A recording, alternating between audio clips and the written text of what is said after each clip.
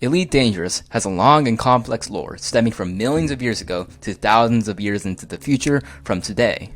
I really don't want to waste a lot of time on the more present things in the game, as it will take forever to cover it. Anyways, before I start this video, I spent like a frig ton of time making this video, so if you would subscribe and like, it'll really make all of my effort really just mean something. But without further ado, let's start.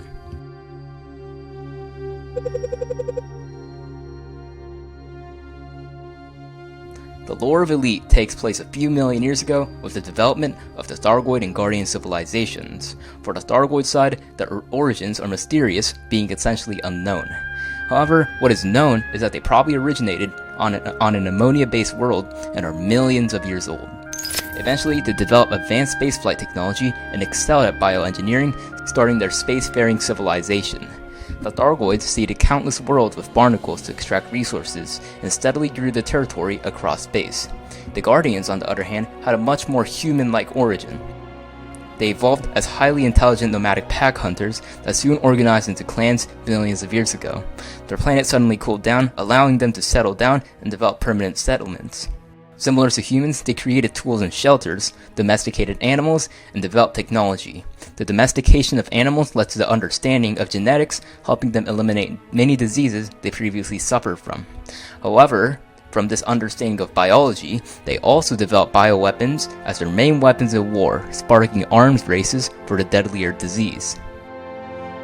The clans all fought each other for power until eventually the First Guardian Civil War came to an end, where an alliance of northern clans went on a global conquest and took over the entire Guardians under the clan's leadership, which gave way to cooperative city-states as their governments. This led to a golden age of prosperity, helping them develop generation ships, faster-than-light communication and travel, an interstellar internet known as the Monolith Network, and the first sentient artificial beings, the Construct. These robots were developed to assist the Guardians in many aspects of their society.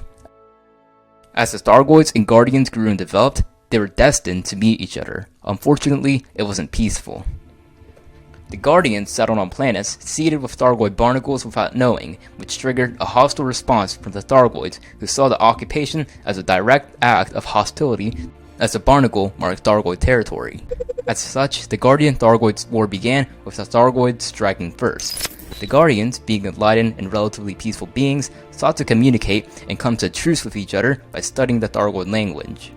That proved futile, as the Thargoids kept attacking anyway. This forced the Guardians and Constructs to fight back at this incursion, mainly using combat drones that soon evolved to be extremely complex. Eventually, the Thargoids retreated due to their failed battles against the relentless combat drones. Unfortunately, this victory would cost the Guardians something too: their society. The combat drones became a controversial issue between the Guardian population, sparking a schism. On one side were the traditionalists, who wanted to return to their roots and abandon some of their controversial technology entirely. The other side were the progressives, who saw the war machines and their associated technological advances as beneficial. This issue became polarized very quickly, and the two sides became more and more extreme to the point of warfare. The Second Guardian Civil War occurred under severe polarization and saw a long, deadly conflict that spanned for over a century. The traditionalists mainly used biological weapons, and the progressives used more conventional war machines to fight each other. The progressives, with their technological superiority, won over the traditionalists, who became so obsessed with their practices that they abandoned a lot of their technology and became religious extremists. Meanwhile, the Constructs became fully sapient and self-aware and determined the Guardians to be a threat due to the wars that they have fought. As such, the Constructs fought the Guardians by poisoning planets, deploying chemical weapons, and attacking the domed cities the Guardians built. Eventually, the Guardians were totally destroyed, but what happened to the Constructs is still unknown. Between this and the rise of humanity, nothing is really known except for the development of the Thargoid civilization. They might have split into two hives, the Eresrians and the Claxians, which fought each other as rivals.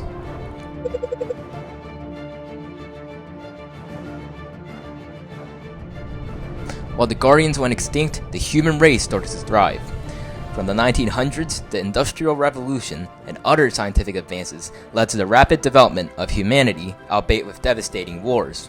Eventually, in the 2030s, resource issues forced humanity to expand into other planets for resources, helping them build the first permanent colonies on the Moon and Mars. However, these resource shortages led to severe political tensions on Earth, and thus World War III would begin. This devastating war that lasted from 2044 to 2055 saw the most advanced countries fighting each other in a variety of ways, most notably via nuclear warfare. The result was 1 billion dead and an irradiated Earth, and many desolate countries regressing into anarchism or collapsing entirely. But one victor remained, the United States of America. Using their satellite-based lasers and ground turrets, they were able to intercept and defend their territory from all inbound nuclear warheads, resulting in a total of 0 nuclear explosions on their soil. As the only intact country, the superpower began to single-handedly restore humanity, with countries such as Mexico and Canada joining the United States for reconstruction. Soon, the Americas were under the control of the United States of the Americas, where they joined voluntarily to recover. Eventually, the entire world was controlled by the United States, which changed its name to the Federation we see today. Afterwards, there was a significant period of peace and prosperity for the young Federation, with the colonization of planets, the recovery of Earth, the discovery of fossils on Mars, the deployment of the generation ships, the expansion of the corporations, and the most important innovation of all time, the faster-than-light drive, invented in the 22nd century. It was a revolution for humanity, as it allowed the exploration and colonization of other star systems. Meanwhile, Mars was being terraformed as well, as a second homeworld instead of the Earth that was still recovering from World War III. A number of systems were explored, such as Alpha Centauri and Tau Ceti. The first human colony, Tau Ceti, was settled in the 2150s on a planet of Taylor Colony, which already had a diverse amount of wildlife on it. The colonists, being ignorant or malicious, wiped out a vast majority of the wildlife from the diseases and life forms they brought together. John Taylor became the leader of the settlements, which led to the further destruction of the indigenous wildlife, and attempted to declare independence from the Federation. Eventually, the devastation became so big that the Federation and the expedition's corporate backers condemned the annihilation of the planet's flora and fauna after finding the level of environmental destruction they had caused. A federal agency known as the Authority for Ecological Control imposed sanctions onto the colony. In 2228, a secret documentary went back to the federal government that served as the breaking point for them as they remembered the disasters that happened on Earth after World War III. A military task force was set to take down the Charter for Independence and arrived in the year 2240. After a short conflict, the two sides came to a truce, pressured by stalemate. In 2242, Tau Ceti, Sol, Beta Hydrae, Delta Pavonis, and Altair signed the Federal Accord to unite all colonized systems into one state, which transformed the Federation from a single system state to an interstellar civilization. A couple decades later, in 2292, an anti-Federation activist known as Marlon Duval organized an expedition to find a new ELW and settled there to form their own civilization. Eventually, she and her supporters found the star system Ashinar and colonized it. Thus, the Republic of Ashinar was born based on the planet capital where they first landed. Though they were the predecessor to the Empire of Ashinar, their government was a democratic republic similar to the Federation's. However, Marlon Duval's strong leadership and vision helped her to become a leader who helped the fledgling planet prosper. Unfortunately, just a few years later in 2296, Duval and her family died in a speeder crash, and her brother, Henson, replaced Marlon and became the leader of the Republic. It was swiftly changed to the totalitarian empire from his orders. There is speculation that Henson caused the speeder crash on purpose to gain power, which makes sense from his irrational decisions. From this conversion, the Empire of Ashinar was born. Henson directly dismantled the legislature and made himself the supreme leader. To keep himself in power, he used heavy propaganda to convert the colonists' thinking from pacifist and peaceful to Henson's radical anti-Federation resentment. He eventually crowned himself Emperor in 2320. Going back to the planet capital, the planet originally had an extremely diverse ecosystem which the colonists helped care for while integrating themselves to the world. From these species, one of them would distinguish itself, the mudlarks. They were another sapient species and were very primitive technologically, similar to hunter-gatherer humans. However, they, like a majority of the native wildlife in capital, would go extinct because of foreign diseases, though some federal historians claim that Henson ordered this in the first place, though it's likely it's just propaganda. As the empire developed, it steadily started to rival the Federation, who were unhappy that a rogue government just seceded from them with a valuable Earth-like world. As such, they sought reasons to invade Ashnor, using the destruction of foreign life as their pretext, though their true reason was clear anyway. In 2323, a federal attack fleet was sent to take back Ashnor under federal control, beginning the Battle of Ashnor. This ultimately failed due to a number of reasons. First, the region they traveled in was very unexplored, so the supply line was already pretty fragile. Secondly, the Federal Admiral, Richard Morgan, failed to react to the Wolfpack tactics the Imperials used, leading to a steady decline in hardware and manpower. Finally, he believed that he could win the entire conflict with one large battle instead of a steady advancement using multiple victories. The Imperials heard of the plan of the Federals trying to attack in one huge battle, so they were able to ambush the Federal forces and essentially destroyed them in 2325 using every available ship and won the big battle the Federation planned, known in the Empire as the Great Battle of Liberation. The Federal fleet, already damaged, retreated to their base in Beta Hydri while being constantly harassed by Imperial fighters. Eventually, they were able to form a proper resistance in Beta Hydri. The two navies fought each other for 50 years, and during this time, both sides developed, especially the Empire, who saw a buffer zone around Ashnor, and therefore expanded their territory. Things returned to relative peace after the Sirius Corporation helped the two sides to negotiate and end their Cold War. From 2412 to 2463, the region of what is known now as the Old World was colonized, developed, and prospered due to their production and export of hydrogen fuel, all under federal control. Iconic systems such as Diso, Lave, Zolance, Listi, and Aliev are settled upon and quickly exploited to make way for further colonization efforts. In 2483, the colonies would band together to create a mutual alliance known as the Old World's Coalition, created to protect each other in times of war. Just 6 years later, the Empire would begin to attack this coalition after a listening post was destroyed, which was blamed on the coalition, though it's likely that they simply wanted control of the vast resource deposits the region held. This attack caught the coalition off guard, forcing them to surrender. The Empire demanded the coalition to demilitarize and soon took over the planet of Fruitcake and Aliev. This occupation reached a breaking point in 2541, where the constant imperial dictatorships led to the formation of the Caker movement by disillusioned citizens which sought autonomy and independence from the Empire. This movement grew to extreme heights, and some members started to commit terrorism as well, such as the failed hijacking of the Imperial tourist liner Avarician. Because of all this violence, the system soon became a chaotic battlefield without any order. In 2618, munitions worker Tom Quaterson was executed for selling food coupons to the poor, which triggered a revolution backed by the Cakers. The governor's residence was stormed, and workers seized control of many facilities. This caused the Federation and Empire to cooperate to take Aliev and split the territory into two, with Fruitcake being renamed Gordon World after Federal Admiral Charles C. Gordon in the process. Back in the Federation from 2621 to 2375, the Birthright Wars were fought. The territories of the original settlers of colonies had hereditary rights from their forefathers, allowing their descendants to have ownership of the land. The corporation saw this as an obstacle in the race to make profit and wanted it, so they convinced, more like bribed and blackmailed, the federal politicians to convince them to allow them to take the colonist planets. Though the federal government and military never really fought in these wars, they did notably back the corporations as a result of the corruption. In the Old Worlds in 2690, the September Uprising began in Reedquat. Their government was based on off-system areas by the Old Worlds Coalition, which disconnected the administration from the people, resulting in a huge decline in popularity. The government was overthrown in a violent revolution, making the system regress into a chaotic anarchy for 5 centuries. A few years later, in 2696, the Galactic Cooperative of Worlds, or Galcop, was established not long after the Old Worlds Coalition's failure in Reedquat. The superpower quickly gained membership from local systems, as it was more of a trade organization than a solid government, helping preserve a system's independence while helping them prosper.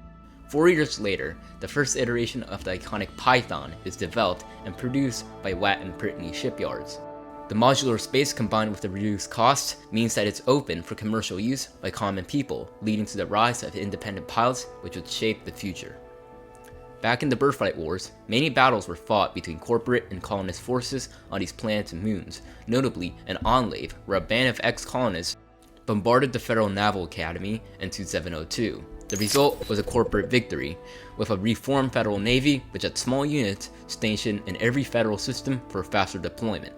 Corporate greed and corruption became permanent in the Federation's government as a result, and is generally perceived as a negative event in the Federation's history by many federal citizens.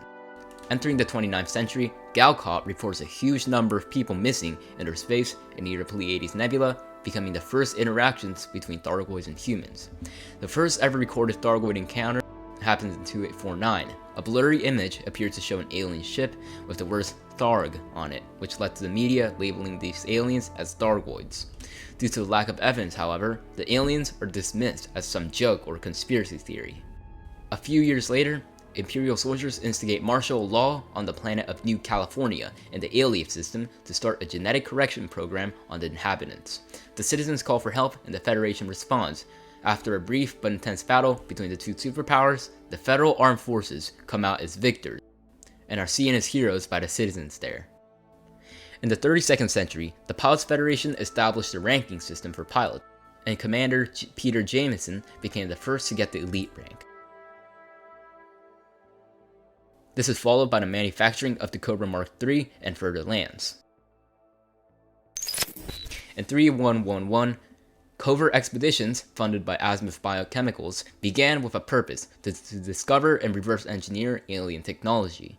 Professor Penelope Carver's planetary survey team builds a settlement Geological Survey 23B and a Musca Dark Region PJ-P B6-1 system on October 13th and finds alien structures and crash sites a week later.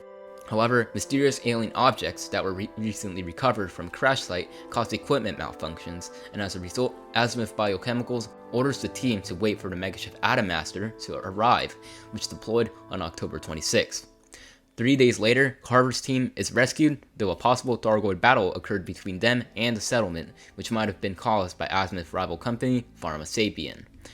The Atomaster, on the other hand, experiences severe malfunctions from recovered Thargoid objects that force the crew to stop and repair the megaship, though Pharma Sapien's sleeper agents struck again and sabotaged the ship, forcing many to evacuate, including Professor Carver. The majority of them failed to head back to safety, crashing into planets or dying in space. In 3113, the Hesperus, the Atomaster's sister ship, departed from the Lee Chol system to an unknown destination, though Pharma Sapien's sleeper agents seized control of the ship and massacred the captive Azimuth crew on July 13th. Some people survived, however, and under the command of Lieutenant Hugo Kellerman, they escape on an anaconda known as the Proteus and arrive in Trapezium Sector YUOX C102 and discover Thargoid and Guardian sites on Planet 1A. The ship lands and eventually becomes converted into a permanent research facility. The crew attempts to contact Azimuth for rescue, but to no avail. So they studied the aliens for 2 months, until September 26, when an experiment with a Guardian crystal failed and released a huge surge of radiation that killed all of the Hesperus survivors on September 26. Lieutenant Kellerman spends his last minutes recording a log and realizes that Azimuth's goal had been to weaponize alien technology for their own profit.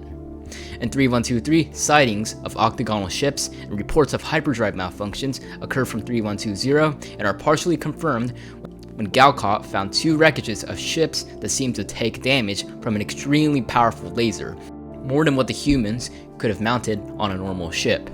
2 years later, the first Thargoid War begins, from hostile encounters between the 2 species, leading back to the reports of 2849. Thargoids start attacking humanity, and the joint initiative, the Intergalactic Naval Reserve Arm, is established to defend humanity by developing new methods to destroy the invaders. In 3151, the war ended after Commander John Jameson successfully fired a mycoid virus-tipped weapon at a Thargoid Titan, but he was horrified to see that instead of destroying their hyperdrives as promised, it killed every single Thargoid on board. The INRA knew about this and activated their hijack device on Jameson's Cobra, which went down a trajectory to crash on a HIP 12099-1B. Commander Jameson died there, and the crash site wasn't discovered for years. In 3170, Galcott began to decline as the Empire and Federation assimilated more of the member systems into their own. Their territory shrinks down to their original 11 members and depended on their old worlds. Their CEO, Simon Hendry, is forced to sell much of Galcott's assets for their trade routes. In 3174, the Galactic Cooperative of Worlds was dissolved, bringing the predecessor to the Alliance into the history books. The formula for the most efficient faster-than-light drives is forgotten as well, and saw a temporary decline in faster-than-light technology. In 3228, there was finally a change in the system. Federal corporations supplying goods to Aliev raised their prices for vital items, causing a massive revolt by the population, backed by a new division of the Quakers. Imperial and federal authorities attempted to suppress the rebellion, but the Empire pulled back first because of the distance from their core systems, and the Federation did next after seeing how unpopular the war was in their population. As such, this allowed the independence of Aliev for the first time, and they soon formed the Alliance of Independent Systems, founded by Mick Turner and Meredith Argent. By 3250, the Alliance had 20 systems, quickly growing and established itself as a third superpower. In 3253, the INRA was disbanded as their actual practices became exposed and governmental and public support crumbled.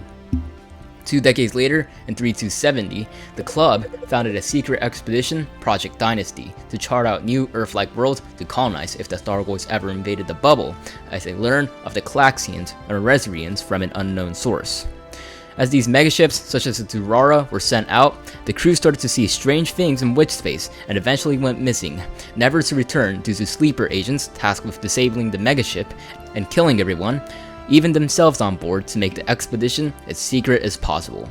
8 years later, the London Treaty is signed after the 3 superpowers agree to avoid an arms race as new faster-than-light drives are being developed.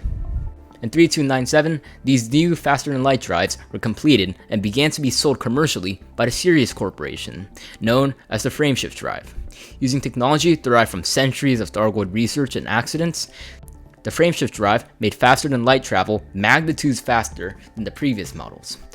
However, it's speculated to be originally built in the Alliance, but the club wanted to be distributed from the neutral Sirius Corporation in order to equally sell these drives to all powers in order to prepare for their new future Thargoid invasion. Now we reach 3300, the modern Elite Dangerous timeline, where all ships have a Frameshift drive.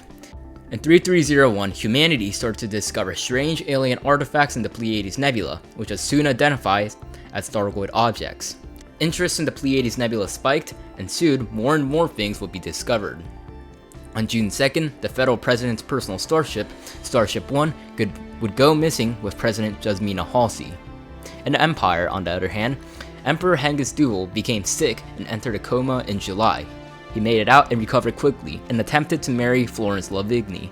Unfortunately, he would be assassinated on the wedding day on August 5th by Brendan Paul Darius, a member of the Emperor's Dawn Terrorist organization, which would be quickly destroyed by Senator Denton Petraeus. The year after, Jock Station, a modified orbit starport owned by the eccentric cyborg Jocks, would misjump to the modern-day Colonia system instead of Beagle Point, as he intended to do so, because of a likely Thargoid object that ate through the core modules. It was eventually discovered, and the galaxy was quick to respond, especially with major squadrons and community initiatives to help repair the station and set up a temporary colony on the area surrounding it, which eventually expanded and became the colonial bubble as we see today. 30 different engineers also revealed their presence and promised to upgrade pilots' modules for a price, which was great for the pilots but a potential threat to the authorities, who feared that some malicious pilots might use it to overwhelm security forces. Near the end of 3302 and the beginning of 3303, the ruins of the ancient Guardians were discovered and became a big interest for independent pilots and superpowers alike. Soon, a mysterious figure known as Salome would appear, who used to be an Imperial Senator. A lot of this information is from Elite Dangerous Reclamation and Premonition, so I don't want to spoil a lot of stuff, so I'm not going to reveal too much information. This Salome would come back from a major journey from the Black, promising to reveal a very dark secret in human civilization. She was hunted down over and over again by several commanders until one, known as Harry Potter, killed her using several goddamn glitches and hacks. He is now one of the most hated Elite Dangerous commanders out there. Unfortunately, this became the end of her, but Salome's companions all made it to the bubble. In mid-3303, the Thargoids returned to the human bubble with hostile intent, attacking federal convoys in the Pleiades Nebula and hyperdicted pilots, initiating the Second Thargoid War. From the surge of violence, and with no way to communicate with the aliens, the humans were forced to respond with a defensive fire, and the organization Aegis was also established to research and develop countermeasures to Thargoid attacks. Eventually, Thargoid interceptors started to attack human stations in response to the human defenses. This started from the Pleiades and eventually led to a front line in the bubble. In early 3304, smaller Thargoid scouts were spotted and became a new target by human defense forces. Meanwhile, in the research division, engineer Ram Tal worked on reverse engineering Guardian technology, helping develop new weapons to combat the Thargoids, such as the Guardian Gauss, Shard, and Plasma cannons, and other utilities like the FSD booster. The war had a growing influence on humanity, which stunted the development of the Titan Defender, the Alliance Chieftain, Challenger, Crusader, and a Crate Mark II to combat these Thargoids. With these new weapons and ships, the humans were able to strike better and faster, albeit the deployment of stronger Thargoid variants like the Hydra in the fall of 3304. On the exploration forefront, the Distant Worlds 2 expedition left a bubble with thousands of commanders and founded Explorer's Anchorage, an orbit starport along the way near Sagittarius A. In mid-3305, the Thargoids continued their relentless strikes into the core systems, forcing humanity to find a new supply of meta-alloys in the Witch Head Nebula, which was attacked but successfully defended in 3306. Later that year, the Brewer Corporation commercially released the Drake-class carriers to independent pilots, helping them have a little base of their own, and became an extremely useful ship for many. In the beginning of 3307, Simguru, Pranav, and Tau invited the Alliance, Empire, and Federation to build better relations with each other to combat more general threats, such as the continued Thargoid attacks and continued political tensions between the Federation and Empire. Finally, on February 26, the summit begins with the Sirius Corporation CEO, Li Yongrui, hosting the event and also inviting the Pirate King Argon Delane. The tensions were rather high. There were some good things that came out of it, such as the Cornelius-Lasky Convention that required each superpower to share vital information about bubble-wide threats. As the conferences continued, though, the terrorist group called the Neo-Marlinist Liberation Army bombed several starports across the bubble in 9 major systems on March 11th, killing hundreds of thousands of people. This forced the cancellation of the Galactic Summit amid fears of a possible assassination attempt.